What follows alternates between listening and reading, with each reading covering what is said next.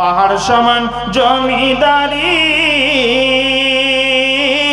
পাহাড় সমান জমিদারি পাইলাম না রে কানা করে, পাহাড় সমান জমিদারি পাইলাম না রে কানা করে। মুর্দা কেন্দ্রে কয় আজ বুঝি দিল ওরা জন্মেরই বিদায়, আজ বুঝি দিল ওরা জন্মেরই বিদায়, খালি হাতে দিল ওরা জন্মেরই বিদায়।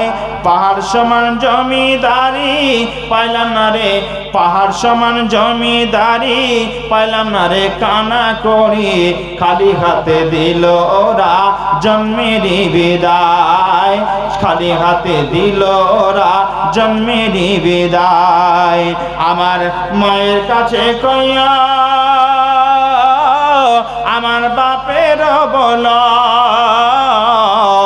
আমার মায়ের কাছে কইয়া আমার বাপের বল, ওই না অন্ধকার কবরে থাকবো আমি কেমনে, ওই অন্ধকার কবরে থাকবো কেমন করে রে।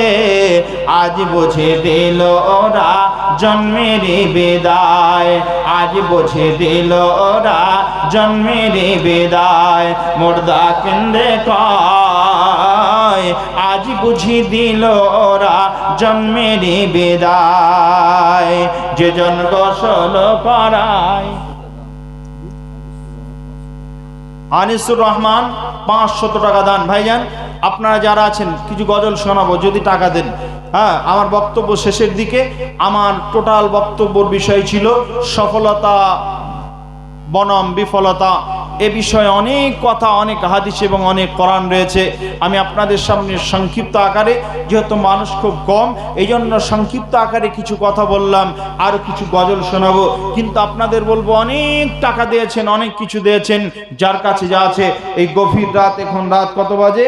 রাত 12:30 বাজে, গভীর রাত। আপনাদের কাছে যার কাছে যা আছে আল্লাহর রাস্তা আপনারা দিয়ে যান। মা বোন আপনারা অবশ্যই দেবেন। মা বোনদের কাছে কেউ আছে না? নেই? আছে?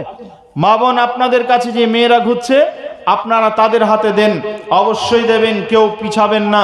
এখন আপনাদের কাছে এই অনুরোধটা রইল। এখন আপনাদেরকে যে গজলটা শোনাচ্ছি আর একটু শোনেন। পালিয়ে যাচ্ছেন, টাকার কথা বললো উত্তর দিনাজপুরের মানুষের কি যে হয় আল্লাহ ভালো জানে। আপনার বাড়ি কোথায় বললো? পাকুড়। যাক, বেঁচে গেলাম, আপনি উত্তর দিনাজপুরের নয়। জি, 100 টাকা একজন ভাই আমার 100 টাকা দান করেছে। আল্লাহ তার দানকে তুমি কবুল করে নাও।